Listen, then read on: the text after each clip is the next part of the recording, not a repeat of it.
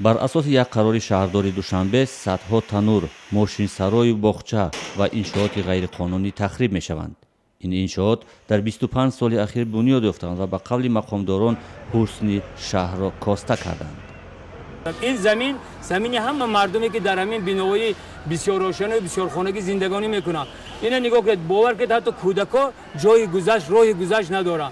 چند بناهای گیر زده مکتب میروند یا باغچه میروند. برای این ما همه این راههای میکشویم. معمولا قطعه‌های زمین نزد بناهای بلند آشیانه‌را ساکنانی که در قبط اول زندگی میکنند صاحب شده اطراف آن را سیمتور کشیده به باغچه و سرای تبدیل دادند. این البته این شما شاهد اون هستی که در شهرک‌های ما چی حالت است.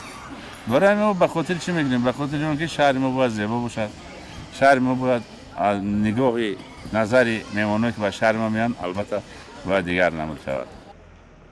افراد با نفوذ، منصبداران سطح‌های مختلف در حکومت و مقامات نیز با استفاده از امکانات فراوان خود تعدادی از این زمین‌ها را با اختیار خود درآورده ماشین‌سرای، استراحتگاه و انبار ساختند. امروز در حقیقت در بودک‌های ما یگان جای بازی کردن نداشتن. امروز اینقدر تازه شدن، می‌بینم تازه در اینجا کودک‌ها بازی میکنن، میشینن، روزای استراحتشون میگذرونن. یک منبع از شهردار دوشنبه اطلاع داد که دستور مخصوصی رئیس جمهور صادر شده است که هر منصبداری که روند از بین بردن انشاءات غیرقانونی را خللدار می‌کند بلافاصله از وظیفه برکنار و مجازات می‌شود. مقصد از اون عبارت است که در حالت‌های سوختار، حالت‌های میشه که انا سوختار به عمل میاد. این ماشین‌های سوختار خاموشکنی به نزد بنا نزدیک آمدن نمیتونه. از همین سبب تلفات زیاد چیزانش ممکن است. جهت نظارت از جریان برکنار کردن انشاءات غیرقانونی نمایندگان گروه فعال فیسبوک نیز شرکت داشتند. هدف این گروه جلوگیری از قانونشکنی در برابر ساکنان بود، اما میگویند آنها در محل‌ها با صحنه دیگر روبرو شدند.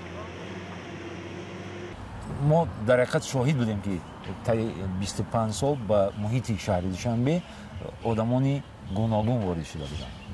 زندگی بعضی از اونها را وادار کرده بود که به اینجا بیان تا نوبه نان زندگی خود کودکانشان پیدا کنند و همین محیطی از تا اندازه از شهر بیرون کردن شهر خب در ما احساس میشد.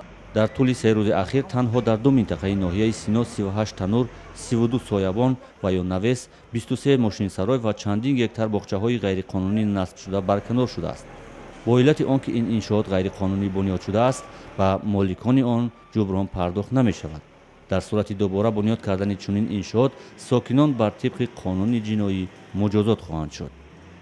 گرچنده که ما خطی آگاهی داده بودیم، امضاشون گرفته بودیم، بعضیشون اومدن ناراضگیمون که ما خبر نداشتیم، ما مراجعت میکنیم. ما گفتیم که اون چیزی که غیر قانونی است اگر مراجعت کنید مراجعت شما بررسی نمیگردد، برای اینکه شما در اساس یگان قرار نی به یگان و سندی تصدیق کننده همین گراژ ها وصل کرده شده است یا اینکه همین سیمتورها کشیده شده است.